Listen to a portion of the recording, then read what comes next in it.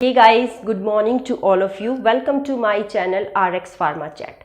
So guys, आज की video में हम फ्रोज़न शोल्डर के बारे में डिस्कशन करने जा रहे हैं कि ये शोल्डर फ्रोज़न प्रॉब्लम क्या होती है, कंधे की जकड़न, कंधे में दर्द, एकदम से स्टिफनेस क्यों होने लग जाती है और किन एज के पर्सन्स को ये होती है, कितने टाइम पीरियड तक ये प्रॉब्लम रहती है और इसके क्या क्या रीजंस, क्या क्या कारण हो सकते हैं और क्या क्या सिम्टम्स, क्या क्या लक्षण पर्सन्स में दिखते हैं।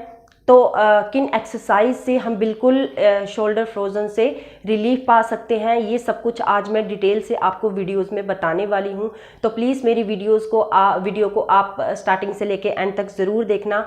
और वीडियो को स्टार्ट करने से पहले गाइज मैं आपसे पूछना चाहती हूँ कि जो मैंने लास्ट वीडियो सर्वाइकल पेन के ऊपर जो एक्सरसाइज आपको प्रोवाइड की थी, उस एक्सरसाइज से आपको कितना रिलीफ मिल रहा है सर्वाइकल पेन से, मुझे प्लीज़ ये आप कमेंट बॉक्स में ज़रूर भेजना।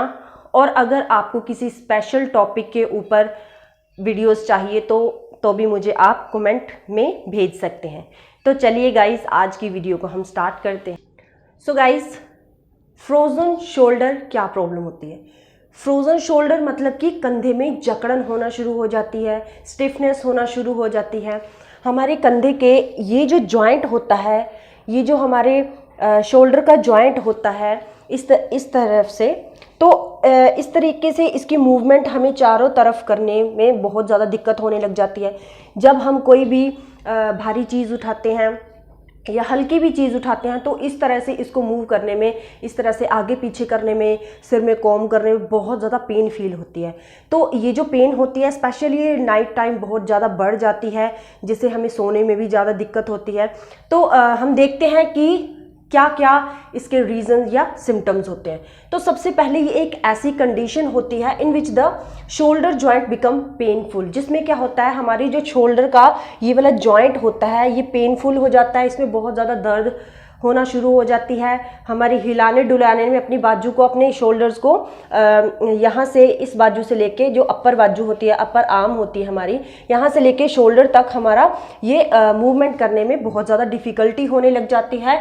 और जो हड्डियाँ होती हैं, हमें ऐसे लगता है कि हड्डियाँ बहुत ज़्यादा स्टिफ हो गई हैं आपस में, मतलब उनमें जकड़न हो गई हैं और कुछ मतलब अटक रहा है हमारी शोल्डर में, इस तरह से हमें फील होना शुरू हो जाता है। और साथ ही साथ यहाँ पे स्वेलिंग भी होना शुरू हो जाती है और बहुत ज़्यादा दर्द होना शुरू हो जाता है। मेडिकल लैंग्वेज में इस प्रॉब्लम को, जो फ्रोज़न शोल्डर की प्रॉब्लम होती है, जो हमारे शोल्डर की जॉइंट में प्रॉब्लम होना शुरू हो जाती है, तो उस प्रॉब्लम को एडहेसिव कैप्सुलिटी भी कहते हैं। एडहेसिव कैप्सुलिटी इसको इसलिए कहते हैं क्योंकि जो हमारा ये हर जॉइंट के राउंड एक कैप्सूल होता है, तो ये जो कैप्सूल होता है इसी में प्रॉब्लम होना शुरू हो जाती है, यही स्टिफ होना शुरू हो जाता है, वहाँ पे अकड़पन आना इसमें शुरू हो जाते हैं और ये हिलाने डुलाने में, इसकी मूवमेंट करने में बहुत ज़्यादा दिक्कत होने लग जाती है गाइस। इन फ्रोज़न शोल्डर और adhesive capsulitis shoulder joint get stiff. मैंने जैसे आपको बताया कि इस प्रॉब्लम में हमें क्या होता है, फ्रोज़न शोल्डर में क्या होता है, हमारा जो जॉइंट होता है इस तरीके से हमें मूव करने में बहुत ज़्यादा डिफ़िकल्टी होनी शुरू हो जाती है, ये अकड़ जाता है हमारा और हार्ड हो जाता है, सख्त हो जाता है हमारी। यहाँ पे जब आप हैंड ऐसे लगा के देखते हो तो बहुत ज़्यादा आपको यहाँ पे हार्डनेस फील होती है and movement off shoulder become difficult. और इसको जैसे मैंने आपको बताया कि हिलाने डुलाने में या काम करने में, चलने फिरने में, इस तरीके से आपको आगे पीछे या ऊपर नीचे करने में भी बहुत ज़्यादा दिक्कत होने लग जाती है guys. This pain is arise suddenly, ये पेन क्या एकदम से जागना शुरू हो जाती है। कई बार आपको क्या होता है, कोई भी चोट नहीं लगी होती है शोल्डर में, शोल्डर की जॉइंट में कोई भी वहाँ पे दिक्कत नहीं हो रखी होती है, तो क्या होता है अचानक ही आपको यहाँ पे दर्द होना शुरू हो जाती है शोल्डर की जॉइंट में। यहाँ पे जो जोड़ है हमारा हड्डी का, ये जो हमारे कंधे का जोड़ है, यहाँ की जो हड्डी है उसमें जो दर्द होना शुरू हो जाता है और ये दर्द एकदम से जाग जाता है, एकदम से शुरू हो जाता है। Get stiff to full shoulder, वो क्या होता है, हमारा जो फुल शोल्डर होता है यहाँ से यहाँ तक और यहाँ से जो अपर आर्म होती है ये एकदम से अकड़ जाता है, एकदम से यहाँ पे स्टिफनेस फील हमें होने लग जाती है। And this pain is felt during driving long, और ये कई बार जैसे हम लॉन्ग टाइम तक ड्राइविंग करते रहते हैं या लॉन्ग टाइम तक हम कंप्यूटर में काम करते रहते हैं, या हम एक ही बाजू से कोई भी काम कर रहे हैं बहुत लंबे टाइम तक, एक ही पोस्चर में हमने अपनी बाजू को रखा हुआ है, अपनी आर्म को रखा हुआ, तो उस कंडीशन में हमें ये दर्द फील होने लग जाती है, जिसे कि क्या कहते हैं कि अपनी नॉर्मल भाषा में कह सकते हैं कि ये जो कंधे का दर्द शुरू होता है, ये जो हमारे जॉइंट है इसका दर्द शुरू हो जाता है, जिसको फ्रोजन शोल्डर की शुरुआत हम कह सकते हैं। तो गाइज इसमें क्या होता है, देखिए मैंने आपको फिगर से यहाँ समझा रखा है, ये जो हमारा जॉइंट है, जॉइंट की जो बोन है, बोन यहाँ पे बिल्कुल स्टिफ हो रखी है, यहाँ पे बिल्कुल पेनफुल हो रखी है, यहाँ पे स्टिफ हो रखी है, मतलब अकड़पन उसमें आ गया, और इस बाजू के इस तरीके से या इस तरीके से मूव करने में, या इस तरीके से मूव करने में बहुत ज़्यादा दिक्कत हो जाए। एटलीस्ट जब आप सिर में कॉम्ब भी कर रहे हो, कंघी भी कर रहे हो, तब भी बहुत ज़्यादा पेन इसमें फील होती है गाइस। आगे हम बात करते हैं रीजंस की, कि कौन कौन से ऐसे कारण हैं जिनकी वजह से शोल्डर फ्रोजन की दिक्कत किसी भी पर्सन्स को हो सकती है। तो गाइस कई बार तो ऐसे होता है कि इसका जो दर्द होता है वो अचानक ही होना शुरू हो जाता है, पता ही नहीं चलता कि हमारे जो शोल्डर का जॉइंट है उसमें दर्द, उसमें स्टिफनेस, उसमें अकड़पन और मूवमेंट में उसकी क्यों दिक्कत हमें आ रही है। तो चलिए कुछ कारण देखते हैं कि किन कारणों की वजह से हमें ये प्रॉब्लम का सामना करना पड़ता है। फुल डे वर्किंग, अगर हम किसी भी एक सेम पोस्चर में फुल डे हम किसी काम को कर रहे हैं, फॉर एग्जांपल जैसे हम फुल डे स्टडी कर रहे हैं तो एक ही हैंड से हम राइटिंग कर रहे हैं, तो लॉन्ग टाइम तक उससे राइटिंग कर रहे हैं, लेकिन उसकी मूवमेंट कम हो रही है। जैसे आप राइटिंग कर रहे हैं किसी नोटबुक के ऊपर, तो इस तरह से अपनी बाजू को आप 10 मिनट्स के बाद या 15 मिनट्स के बाद आगे पीछे चारों तरफ अपनी बाजू को, अपनी शोल्डर्स को घुमाइए। लेकिन सेम पोस्चर में हमें काम करने पे, जैसे कोई पर्सन ऑफिस में वर्क कर रहा है और वो सेम पोस्चर में सेम ही अपने बाजू का, अपने आर्म का कम इस्तेमाल कर रहे हैं, और सेम पोस्चर में एक ही हम पोजीशन में हमने अपनी बाजू को रखा हुआ, तो उस कंडीशन में हमें ये प्रॉब्लम देखने को मिल सकती है। अगर कोई पर्सन लॉन्ग टाइम तक ड्राइव कर रहे हैं तो उनको भी ये प्रॉब्लम देखने को मिल सकती है गाइस, क्योंकि इसमें क्या होता है, अचानक ही दर्द होना शुरू हो जाता है और धीरे धीरे ये पेन बढ़ता ही जाता है, स्टिफनेस बढ़ती ही जाती है, और जो मूवमेंट में डिफ़िकल्टी होती है वो भी बढ़ती ही जाती है। तो इस कंडीशन में क्या होता है गाइस, जो हमारा जॉइंट का कैप्सूल होता है, जो हमारा जॉइंट होता है शोल्डर का, जो हड्डी का बाहर का जो हिस्सा होता है जिसे हम कैप्सूल कहते हैं, तो इसमें स्वेलिंग हो जाती है। स्वेलिंग होने की वजह से ये थोड़ा हमें मोटा सा फील होने लग जाता है। इसमें स्वेलिंग की वजह से इसमें पेनफुल होना शुरू हो जाता है, ये पेन इसकी लगातार होनी शुरू हो जाती है, और इसमें अकड़पन रहना शुरू हो जाता है, स्टिफनेस रहनी शुरू हो जाती है। इसकी मूवमेंट में या कोई हल्की या भारी चीज़ उठाने में डिफ़िकल्टीज़ होने लग जाती है, जैसे मैंने पहले आपको बताया। तो और भी बहुत सारे ऐसे रीजंस हो सकते हैं, कारण हो सकते हैं जिसकी वजह से इस प्रॉब्लम का सामना करना पड़ सकता है। जैसे हार्ट डिजीज़ में, जैसे हार्ट डिजीज़ हमें किसी पर्सन को हो रखी है या हार्ट की सर्जरी हो रखी है, तो उस कंडीशन में इस बाजू का हम या इस बाजू का हम कम इस्तेमाल करते हैं, कम उसको यूज़ में लाते हैं, तो उस कंडीशन में भी इस प्रॉब्लम को देखा जा सकता है। एक ही पोस्चर में जब हम अपनी बाजू को रखते हैं, इसको हिलाते डुलाते नहीं है, एक्सरसाइज नहीं करते हैं, तो इस कंडीशन में हमें पेन फील वहाँ पे होने लग जाती है। तो सेकंड है गाइस ट्यूबरक्लोसिस में। ट्यूबरक्लोसिस मतलब कि जिनको टीबी की शिकायत हो जाती है, तो उस कंडीशन में भी क्या होता है, खांसी करने की वजह से पेन होना शुरू हो जाती है और शोल्डर फ्रोजन की दिक्कत कुछ टाइम के बाद वहाँ पे शुरू हो जाती है। सर्वाइकल प्रॉब्लम, कई पर्सन्स को सर्वाइकल की प्रॉब्लम हो जाती है, जैसे मैंने लास्ट वीडियो सर्वाइकल की आपको बनाई थी, उस पर एक्सरसाइज भी बताई थी कि उसको रिलीव करने के लिए कौन कौन सी एक्सरसाइज है, तो आप डायरेक्ट डिस्क्रिप्शन में जाके ये वाली वीडियो वहाँ से देख सकते हैं, इसकी एक्सरसाइज वहाँ से देख सकते हैं। तो जिनको सर्वाइकल की प्रॉब्लम होती है उनमें भी शोल्डर फ्रोजन की दिक्कत देखने को मिलती है। हाइपोथायरॉयडिज्म, जिन पे हाइपोथायरॉयडिज्म की, जिनमें थायराइड की लेवल जिनमें कम हो गया है, तो उनमें भी ये प्रॉब्लम देखने को मिलती है। तो गाइस जरूरी नहीं, और डायबिटीज़ की कंडीशन में भी कई बार ये प्रॉब्लम, फ्रोजन शोल्डर की प्रॉब्लम देखने को मिलती है। तो गाइस जरूरी नहीं है कि जिनको हार्ट डिजीज़ या टीबी या सर्वाइकल का पेन या हाइपोथायरॉयडिज्म, उनमें ये प्रॉब्लम 100% होती ही है। कई केसेस में ऐसे होता है, 60% केसेस में ऐसे होता है कि जिनको ये वाली प्रॉब्लम्स होती है उनमें शोल्डर फ्रोजन की प्रॉब्लम देखी जाती है।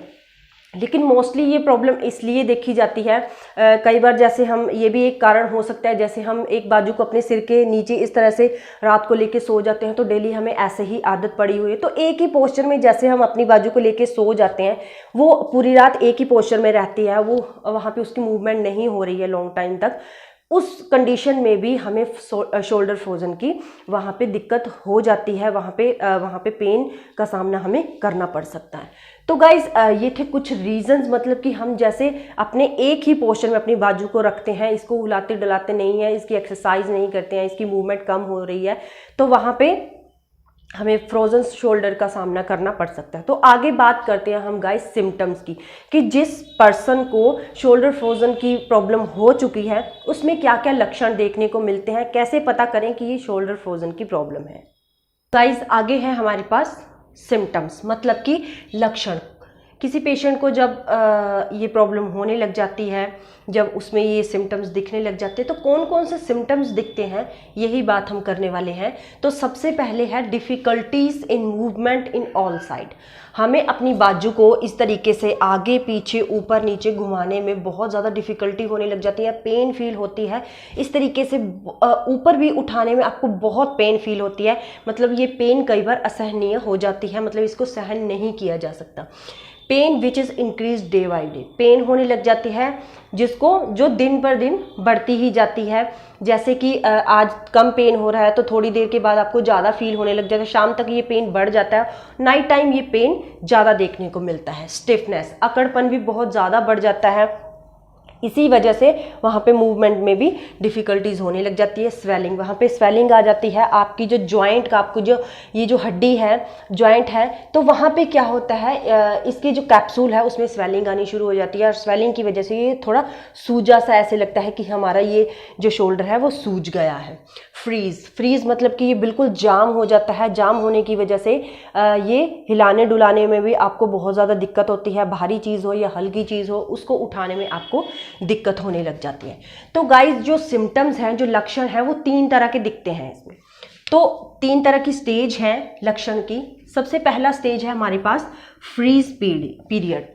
फ्रीज पीरियड में क्या होता है, जिसमें हमारा कंधा बिल्कुल ही जाम हो जाता है, बिल्कुल ही अकड़ जाता है। तो उसमें क्या होता है, हिलाने डुलाने में हमें अपनी बाजू को बहुत ज़्यादा, अपने शोल्डर को बहुत ज़्यादा पेन फील होने लग जाती है, और इसका जो टाइम है वो 2 महीने से 9 महीने तक कई बार चलता है, लेकिन मतलब कि मैक्सिमम 9 मंथ तक ये चलता है। लेकिन एक्सरसाइज वगैरह बहुत इसके लिए अवेलेबल हैं, जिसको हम इसको कम पीरियड में ही मतलब ठीक कर सकते हैं, कम पीरियड में ही कम समय में इसको इससे रिलीफ पा सकते हैं। नाइट पेन इंक्रीज्ड, तो इस कंडीशन में क्या होती है, जो रात में दर्द होती है हमारे शोल्डर में, तो वो दर्द बढ़ जाती है, क्योंकि हमें उस कंडीशन में काम नहीं करना पड़ता, हमारी बाजू कम मूवमेंट करती है। और सोने में जब हम सोते हैं तो उस कंडीशन में भी मतलब पेन बहुत ज़्यादा हमें फील होने लग जाती है, बढ़ जाती है पेन। ये पेनफुल स्टेज होती है हमारी, और इसमें जैसे मैंने आपको बताया कि फ्रीज पीरियड होता है, और इसमें क्या होता है, हमारा कंधा बिल्कुल अकड़ जाता है, जाम हो जाता है। सेकंड पीरियड है फ्रोजन पीरियड। इस पीरियड में क्या होता है गाइस, स्टिफनेस इंक्रीज हो जाती है। फ्रोजन मतलब कि जो उसका जामपन होता है, जो उसका अकड़पन होता है हमारे बाजू में, हमारे जॉइंट्स में, तो बहुत ज़्यादा बढ़ जाता है। बहुत ज़्यादा बढ़ने की वजह से मूवमेंट बिल्कुल कम हो जाती है इस कंडीशन में, और पेनफुल हो जाता है, बहुत ज़्यादा पेन बढ़ जाती है इसमें, और वर्किंग नहीं हो पाती है, मतलब काम नहीं हो पाता है हमारी बाजू से, बिल्कुल ही मतलब ये फ्रोज हो जाता है। और इसमें कई बार इतनी ज़्यादा पेन होने लग जाती है, इतनी ज़्यादा स्टिफनेस होने लग जाती है हमारे शोल्डर में, हमारे शोल्डर की जॉइंट में, कि मतलब कई बार पेन किलर लेने की पेशेंट को ज़रूरत पड़ जाती है। तो इसका जो पीरियड होता है वो 4 से 12 महीने तक का होता है। मतलब कि इसके जो लक्षण होते हैं वो 4 महीने से पहले जो भी दिखते हैं, लेकिन उसके बाद बढ़ते ही चले जाते हैं 12 मंथ तक। लेकिन गाइज मैंने हर कंडीशन में आपको यही बताया, हर स्टेज में, हर पीरियड में मैंने आपको यही बताया कि कुछ एक्सरसाइज इसके लिए अवेलेबल हैं, जिसको हम इसको कम टाइम में ही ख़त्म कर सकते हैं, और ये बिल्कुल मतलब आधे से भी आधे पीरियड में बिल्कुल ख़त्म हो जाता है। तो थर्ड है हमारे पास इम्प्रूवमेंट और थोविंग। तो इसमें क्या करते हैं, इसमें मूवमेंट जो होती है वो लाइट सी ठीक होने लग जाती है। ऐसे लगता है कि जैसे हमारे शोल्डर पेन में, वहाँ की अकड़पन में, वहाँ की जो डिफ़िकल्टीज़ हो रही है हमारे जॉइंट की मूवमेंट में, वहाँ कुछ सुधार आ रहा है, इम्प्रूव हो रहा है। लेकिन किसी कंडीशंस में ऐसे होता है, कभी कभी हमें जैसे काफ़ी लंबे टाइम के बाद भी हम जैसे एक ही अपने पोस्चर में अपनी बाजू को रखने लग जाते हैं, शोल्डर को रखने लग जाते हैं, तो हमें क्या होता है, वहाँ पे पेन हमारा बढ़ना शुरू हो जाता है, पेन हमें एकदम से बढ़ा हुआ फील होता है। लेकिन ये पेन कई बार फील होता है, ये नहीं कि दूसरे दिन तीसरे दिन, कई बार आपको ऐसे लगने लग जाता है, बहुत लंबे टाइम के बाद आपको ऐसे लगने लग जाता है कि ये पेन हमें बढ़ रहा है। तो इसका जो पीरियड होता है वो 12 मंथ से लेके 42 मंथ तक होता है। 42 मंथ के बाद आपको बिल्कुल शोल्डर फ्रोजन जो है इसकी प्रॉब्लम कम होना शुरू हो जाती है। लेकिन इसकी प्रॉब्लम तभी ख़त्म होती है, तभी कम होना शुरू हो जाती है जब आप प्रॉपर केयर करते हैं, प्रॉपर वहाँ पे एक्सरसाइज करते हैं, आप हीटिंग पैड या वहाँ पे कोल्ड पैड रखते हैं। तो मैं आपको कुछ होम रेमेडीज़ बताती हूँ गाइज, और कुछ एक्सरसाइज बताऊँगी अभी लास्ट वीडियो में, इस वीडियो के एंड में, जो कि आपके फ्रोज़न शोल्डर को बिल्कुल 100% ठीक करने में हेल्प करता है। Home remedies and some therapies. तो क्या होता है गाइज, सबसे पहले है हमारे पास मसाज विद ऑयल। हमें अपने जो शोल्डर की जॉइंट है, जहाँ पे स्वेलिंग है, जहाँ पे हमें स्टिफनेस फील हो रही है, अकड़पन फील हो रहा है, तो वहाँ पे क्या करना है, हमें ऑलिव ऑयल के साथ या तिल ऑयल के साथ या आलमंड ऑयल के साथ हमें वहाँ पे मसाज करनी है। मसाज करने से जब हम बहुत 5 से 15 मिनट तक वहाँ पे मसाज करते हैं तो वो एरिया हमारा थोड़ा गर्म हो जाता है, जिससे क्या होता है, ब्लड सर्कुलेशन वहाँ पे इंक्रीज़ हो जाती है। इंक्रीज़ होने की वजह से हमारी स्टिफनेस है, जो वहाँ पे अकड़पन है, वो कम होना शुरू हो जाता है, और वहाँ की जो मूवमेंट है, हमारे शोल्डर की जो मूवमेंट है, उसमें इम्प्रूवमेंट देखने को मिलती है। तो नेक्स्ट है गाइज हमारे पास फिजियोथेरेपी। फिजियोथेरेपी में क्या है, इसमें इलेक्ट्रोथेरेपी एंड मैनुअल थेरेपी, 2 तरह की थेरेपीज़ होती हैं, जो क्या करती हैं, हमारे जॉइंट्स की मूवमेंट में हेल्प करती हैं, उसके मूवमेंट करने में जो स्टिफनेस है उससे कम हो जाती है, और जो उसका पेन हो रही है वहाँ पे उसको भी कम करने में हेल्प करते हैं। मतलब इसके जो भी सिम्टम्स हमें दिखते हैं फ्रोजन शोल्डर में, उन सिम्टम्स को ये कम करने में बहुत ज़्यादा हेल्प करते हैं। तो इलेक्ट्रोथेरेपी में क्या होती हैं, कई मशीन्स, कई उनके पास ऐसी इंस्ट्रूमेंट्स होते हैं जो कि क्या करते हैं, हमारे वो फ्रोज़न शोल्डर के ऊपर रखते हैं, हमारे शोल्डर के ऊपर स्वेलिंग हो गया है हमारा, जहाँ पे दिक्कत हो रही है फ्रोज़न की, तो वहाँ पे क्या करते हैं, वो उनको अप्लाई करते हैं, वो उन इंस्ट्रूमेंट को वो यहाँ पे रखते हैं, जिससे क्या होता है, वहाँ पे हल्की हल्की वाइब्रेशन होती है। वाइब्रेशन की वजह से क्या होता है, हमारी जो ब्लड सर्कुलेशन होती है वो इंक्रीज़ हो जाती है, और एज इट इज़ वो क्या करते हैं, हमारे जो, जैसे मैंने आपको बताया कि वो हमारे सारे सिम्टम्स को कम करने में हेल्प करता है। मैनुअल थेरेपी में क्या होती है गाइज, ये इसमें हमारी मैनुअल थेरेपी में एक तो आपकी मसाज आ जाती है, दूसरा हमारा कोल्ड पैक आ गया या हॉट पैक आ गया। कोल्ड पैक जैसे मार्केट में बहुत सारी अवेलेबल होती हैं, वो जो गर्म पानी की जिसको बोतल बोलते हैं हम, तो उसमें आप गर्म पानी डाल के इसकी सिकाई कीजिए, तो उससे भी बहुत ज़्यादा इफ़ेक्ट हमें फील होता है, मतलब काफ़ी असर होता है उससे भी, जिससे हमारी स्टिफनेस कम हो जाती है, क्योंकि वो भी हमारे क्या करता है, हमारी जो मूवमेंट है उसको इंक्रीज़ कर देता है, हमारी ब्लड सर्कुलेशन को वो इंक्रीज़ करता है, जिसकी वजह से हमें पेन भी कम फील होती है, और वहाँ की मूवमेंट भी इंक्रीज़ होने लग जाती है। तो गाइज़, और इसी तरीके से हमारे पास कोल्ड पैक है। कोल्ड थेरेपी में क्या करते हैं, तो वहाँ पे क्या करते हैं, सिल्लीज आती हैं बर्फ़ की, आप घर पे भी इसको बना सकते हैं। जैसे बर्फ़ का आपने ट्रे में से आपने बर्फ़ निकाली, तो बर्फ़ को एक कॉटन के थोड़ा 2-3 तह लगा के उसमें आप बर्फ़ डालिए, और इस तरीके से आप सिकाई कर सकते हैं। सिकाई करने की वजह से वहाँ पे क्या होता है, आपकी जो स्टिफनेस है, आपकी जो पेन है, वो कम होना शुरू हो जाती है। तो गाइज़, कुछ एक्सरसाइज भी जो हैं आपको फिजियोथेरापिस्ट बताते हैं वहाँ पे। तो ये एक्सरसाइज क्या करती है, हमारे सिम्टम्स को इम्प्रूव करने में हमारी हेल्प करती हैं। तो इनमें कुछ एक्सरसाइज है, forward elevations, internal rotation, external rotation, cross body addiction, बहुत सारी एक्सरसाइज ऐसे अवेलेबल हैं जो हमारे फ्रोजन शोल्डर को बहुत कम पीरियड में ख़त्म करने में हेल्प करता है। और इन एक्सरसाइज को आपको 5 से 10 मिनट डेली करना है, और डेली में हम पर डे में इसको 5 से 6 टाइम्स कर सकते हैं। तो गाइज़ क्या होता है, मैं आपको बताऊं कि ये जो फ्रोज़न शोल्डर की प्रॉब्लम होती है ये वुमेन्स में काफ़ी ज़्यादा देखी गई है एज़ कम्पेयर टू मैन। तो ये जो 25 से जो अबव एज के पर्सन्स होते हैं उनको ये आजकल देखने को मिलती है, लेकिन बहुत रेयरली ये जो कम एज के बच्चों में भी देखने को मिल जाती है 25 से जो नीचे होते हैं, क्योंकि वो लगातार आजकल जो कंप्यूटर पे जैसे काम करना उनको पड़ता है या फिर उनको मोबाइल पे काम करना पड़ता है, कोरोना की वजह से ऑनलाइन क्लासेस चलती हैं, तो इन वजह से भी उनको भी प्रॉब्लम ये देखने को मिल जाती है। तो ये जो मैं आपको एक्सरसाइज बताऊंगी ये बहुत ज़्यादा इफ़ेक्टिव है और ये हमारे फ्रोज़न शोल्डर को 100% ठीक कर देती हैं। जो 55 और 60 से अबव लोग होते हैं जिनको फ्रोज़न शोल्डर की प्रॉब्लम हो जाती है, तो उनको ये सिम्टम्स का सामना 1 से 3 साल तक करना पड़ सकता है। लेकिन रेगुलर एक्सरसाइज से, जैसे मैंने आपको बताया कि रेगुलर आप एक्सरसाइज कीजिए, आप वहाँ पे मसाज करवा सकते हैं अपने किसी फैमिली मेम्बर से, तो वो हमारे सारे सिम्टम्स को कम करने में हेल्प करता है और बहुत जल्द हम फ्रोज़न शोल्डर से रिलीफ पा सकते हैं। तो चलिए गाइस, नेक्स्ट पार्ट में मैं आपको बताती हूँ कि क्या क्या इसके लिए एक्सरसाइज अवेलेबल है। तो गाइस, जो मैं आपको रेमेडी अब बताने वाली हूँ वो बिल्कुल फ्री ऑफ कॉस्ट है गाइस। तो उसको आप क्या कीजिएगा, आप घर पे इसको दिन में 2 या 3 बार अपने बाजू पे ये अप्लाई कर सकते हैं, अपने शोल्डर के इस हिस्से से 4-5 उंगलियां नीचे, मतलब कि ये जो आपका अपर पार्ट होता है आपकी बाजू का, तो इसके बिल्कुल सेंटर में यहाँ पे आपको एक गांठ सी फील होती है। तो उस गांठ के ऊपर आपने इस तरीके से सिकाई करनी है। तो किस तरह से सिकाई करनी है मैं आपको वीडियो में ज़रूर बताऊंगी। नेक्स्ट वीडियो मैंने इसी की आपको छोटा सा पार्ट दे रखा है, तो आप ये बिल्कुल ट्राई कीजिए। ये हमारे सर्वाइकल पेन को भी ठीक करने में बहुत ज़्यादा हेल्पफुल होता है और जो फ्रोज़न शोल्डर की प्रॉब्लम है ये आपके 15 से 20 दिनों में इसमें बहुत ज़्यादा रिलीफ आपको मिलता है। तो गाइज़, ये एक ऐसी घरेलू नुस्खा है जिससे आप 100% ठीक हो जाओगे।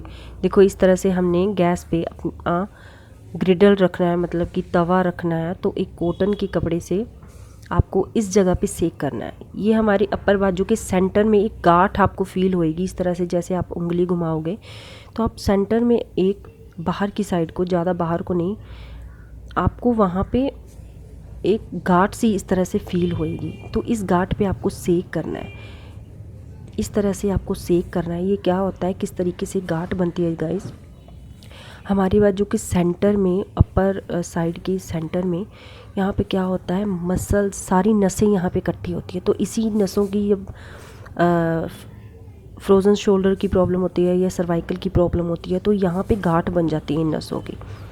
तो जैसे जैसे हम इसको सिकाई करते हैं इस तरीके से, तो ये नसें में जो ब्लॉकेज होती है वो अपने आप खुल जाती हैं, यहाँ ब्लड सर्कुलेशन होने लग जाता है और हमारी 100% प्रॉब्लम ठीक हो जाती है। तो देखिए, इस तरीके से आपको 15 से 20 मिनट एक टाइम में आपको यहाँ सिकाई करनी है। तो ये बहुत ज़्यादा इफ़ेक्टिव है, please try it. So guys, first exercise हमारी होगी, देखिए इस तरीके से हमने बाजुओं को अपनी चेस्ट के, जो हमारी कोहनी है, अपनी चेस्ट के बिल्कुल सामने रखनी है। तो इसको इस तरीके से up and down, up and down, up and down, up down. एक एक्सरसाइज को आप एक दिन में 5 से 6 बार कर सकते हैं और 5 से 10 टाइम्स एक बार में करेंगे। थर्ड एक्सरसाइज करेंगे हम डंबल के साथ। तो आप ज़्यादा हैवी डंबल ना लीजिए, आप डंबल ना लेके भी अगर कोई घर में हैवी चीज़ है तो आप वो भी ले सकते हैं। तो गाइस देखिए, इसको धीरे धीरे आप इस तरीके से अपर उठाएंगे और नीचे लेके जाएंगे, up and down, up and down. हर एक एक्सरसाइज को आप 5 से 10 मिनट तक कर सकते हैं और दिन में, जैसे मैंने आपको बताया कि आप 5 से 6 बार इनको रिपीट कर सकते हैं। देखिए, मैंने 2 डंबल यहाँ पे लिए हैं तो आप ज़्यादा हैवी डंबल ना लेके यहाँ पे बिल्कुल हल्की चीज़ आप यहाँ पे यूज़ करेंगे और इस तरीके से शोल्डर्स को बिल्कुल स्ट्रेट करते हुए, देखिए इस शोल्डर को बिल्कुल स्ट्रेट करते हुए आप ये एक्सरसाइज इस तरीके से करेंगे।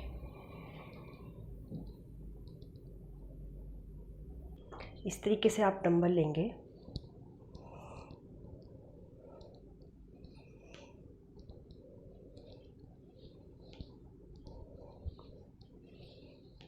आप कोई हैवी चीज़ भी यहाँ पे यूज़ कर सकते हैं।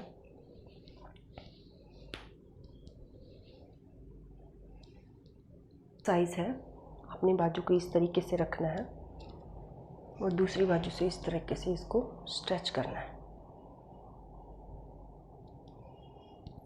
बिल्कुल आपने ऑपोजिट हैंड से इसको स्ट्रेच करना है अंदर की साइड। तो थोड़ी देर इस तरीके से आप इस शोल्डर को स्ट्रेट रखिए।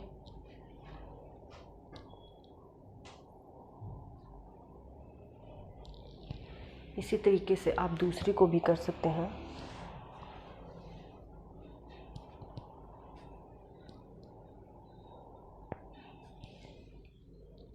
नेक्स्ट एक्सरसाइज देखिए, इस तरीके से एक हैंड आपको पीछे यहाँ पे बिल्कुल बैक नेक के नीचे रखना है और दूसरा हैंड आपने इस कोहनी को पकड़ना है और इस तरीके से इस वाली बाजू को आपने पीछे की तरफ स्ट्रेच करना है और ऑपोजिट जो बाजू है उसको आपने दूसरी बाजू की तरफ कान से सटे हुए शोल्डर्स के साथ क्या करेंगे, स्ट्रेच करेंगे दूसरी बाजू की तरफ को।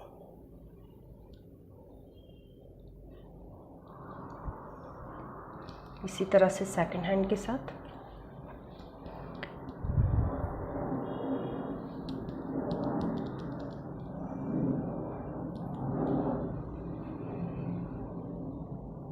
तो ये भी बहुत ज़्यादा इफ़ेक्टिव है।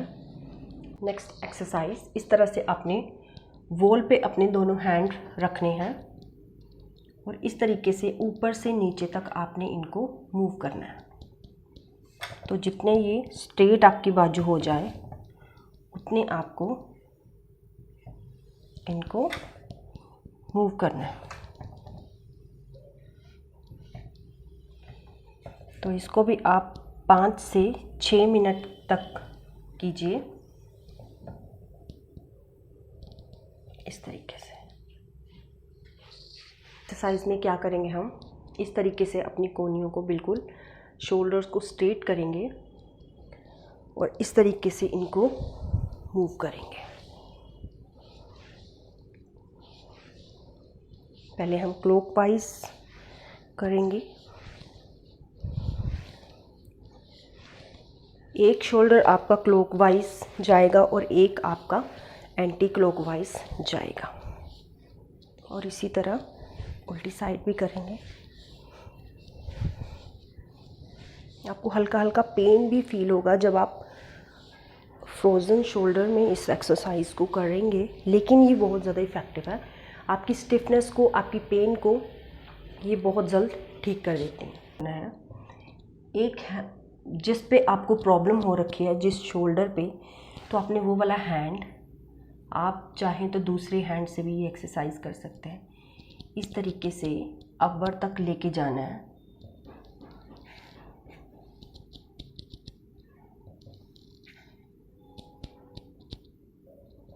इस तरीके से सेम प्रोसीजर हम दूसरे के साथ भी करेंगे, सेम एक्सरसाइज। तो धीरे धीरे आप इस एक्सरसाइज में गाइस आपने क्या करना है, इस तरीके से आपने कोई प्लास्टिक की या तो इलास्टिक ले लीजिए जो आप स्टिचिंग में यूज़ करते हैं। मार्केट से ये 5 रुपीज़ मीटर मिल जाती है, या कोई घर में स्ट्रेच होने वाली और चीज़ है तो आप उसको भी यूज़ कर सकते हैं। तो देखिए इस तरीके से हम इसको हैंड्स में पकड़ेंगे और इसको एडजस्ट कीजिए इस तरीके से। तो आपने इसको इस तरीके से यूज़ करना है।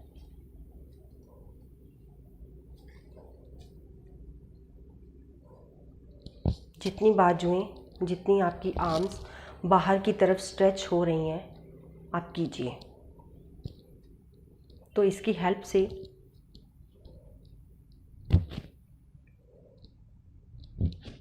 आपकी जो शोल्डर्स हैं, शोल्डर्स में जो स्टिफनेस है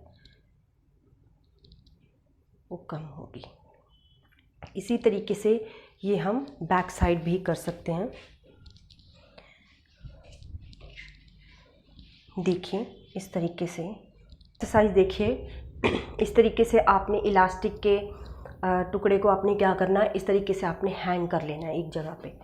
तो उस एक्सरसाइज को आप छत के साथ भी इसको हैंग कर सकते हैं। अभी मेरे पास फैसिलिटी अवेलेबल नहीं है, इसलिए मैं आपको सिखा रही हूँ, इस तरीके से बता रही हूँ। तो आपने अपने दोनों शोल्डर्स को इस तरीके से करना है। हमारे शोल्डर्स जहाँ तक पीछे तक जा सकते हैं, आपने इस तरीके से पीछे तक इनको ली जाए। तो गाइज ये एक उस तरीके की एक्सरसाइज है जैसे हमारे पुराने बुज़ुर्ग जो हैं वो लस्सी बनाते थे दही से। तो इस तरीके की एक्सरसाइज है जिसमें हमारी बाजुओं की फुल मूवमेंट इस तरीके से हो जाती है।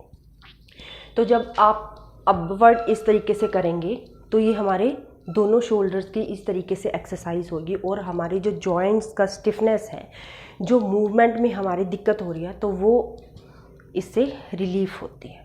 एक्सरसाइज में गाइस इस तरीके से बेड पे लेटना है और अपने हाथों को इस तरीके से आपने पकड़ना है और इस तरीके से आपने अपनी बाजुओं को, अपने आर्म्स को मूव कराना है। इस तरीके से पहले एक बाजू को आपने राउंड राउंड इस तरीके से घुमाना है।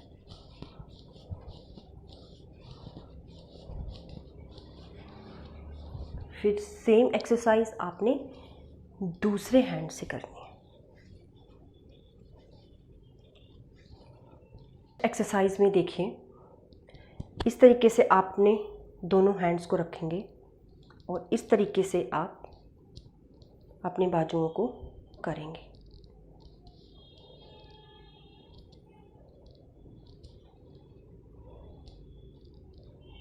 हर एक्सरसाइज में हमारे जो जॉइंट है, उनकी जो बोन्स हैं वो मूव कर रही है। उनकी जब धीरे धीरे मूव होएगी तो इस तरीके से इनकी जो स्टिफनेस है वो कम हो। नेक्स्ट एक्सरसाइज में इस तरीके से आप अपने आर्म्स का एल बना लें, तो इस तरीके से आप इनको मूव कराइए। इससे क्या होगा, ये जो हमारी बोन्स है, ये जो इनकी एक्सटर्नल और इंटरनल रोटेशन है ये ओपन हो जाएगी, जो स्टिफनेस है वो कम हो जाएगी। किसी अगर घर में आपने कोई भी टेबल हो तो इस तरीके से एक बाजू अपनी रखनी है और दूसरी बाजू जो जिस पे शोल्डर फ्रोज़न हो रखा है, तो इस तरीके से उसको आपने मूव करना है। इसमें आपने टांगों को बिल्कुल झुकाना नहीं है, अपनी नीज़ को बिल्कुल झुकाना नहीं है। इस तरीके से आपने सेम ऐसे ही जिस तरीके से आप अपनी बाजू को हिला रहे हैं, जिस तरीके से इसकी मूवमेंट हो रही है, तो सेम दूसरी बाजू का भी इस तरीके से आप मूवमेंट करवाएंगे। आपको क्या करना है, इस तरीके से जैसे लास्ट वाली एक्सरसाइज देखी, तो अपनी बाजू को इस तरीके से आपने राउंड में घुमाना है। जिस शोल्डर में आपको फ्रोज़न की प्रॉब्लम हो रखी है, तो इस तरीके से आपको उसको 5 से 10 मिनट तक मूव कराना है इन सर्कल शेप। एंटी सर्कल में भी आपने दूसरी साइड को भी आपने अपनी बाजू को इस तरीके से घुमाना है। तो इससे क्या होएगा गाइस, जो हमारी जॉइंट है, जॉइंट की जो बोन्स हैं जो स्टिफ हो रखे हैं, तो वो मूव करेंगे। मूव करने में उनका जो स्टिफनेस है वो कम होएगा, यहाँ पे पेन कम होएगी, स्वेलिंग कम होएगी आपकी, और फ्रोज़न शोल्डर की जो आपको प्रॉब्लम हो रखी है वो जल्द ही ठीक हो जाएगी। इसमें क्या करेंगे, हम इस तरीके से अपनी कोहनियों को बिल्कुल शोल्डर्स को स्ट्रेट करेंगे और इस तरीके से इनको मूव करेंगे। पहले हम क्लॉकवाइज करेंगे एक शोल्डर आपका क्लॉकवाइज जाएगा और एक आपका एंटी क्लॉकवाइज जाएगा, और इसी तरह उल्टी साइड भी करेंगे। आपको हल्का हल्का पेन भी फील होगा जब आप फ्रोज़न शोल्डर में इस एक्सरसाइज को करेंगे, लेकिन ये बहुत ज़्यादा इफ़ेक्टिव है। आपकी स्टिफनेस को, आपकी पेन को ये बहुत जल्द ठीक। सो गाइज़, आज की मेरी वीडियो, आज की मेरी इन्फॉर्मेशंस आपको कैसी लगी, और जो भी मैंने आपको एक्सरसाइज बताई है, जो भी मैंने आपको होम रेमेडी बताई है, वो कितनी आपके लिए इफ़ेक्टिव हुई, आप मुझे प्लीज़ कमेंट बॉक्स में ज़रूर भेजिएगा। और गाइज़, अगर आप मेरे चैनल पे नए हैं तो प्लीज़ वुमेन पावर को सपोर्ट कीजिए, मेरे चैनल को सब्सक्राइब कीजिए और साथ में दिए गए नोटिफिकेशन बेल को भी प्रेस कीजिए, ताकि मेरी नए आने वाली इम्पॉर्टेंट जो भी इंफॉर्मेशन होएगी उसको आप बिल्कुल स्किप ना कर पाएँ। तो चलिए गाइज़, नई वीडियो में नई इन्फॉर्मेशन के साथ मिलेंगे। तब तक के लिए good bye, have a nice day.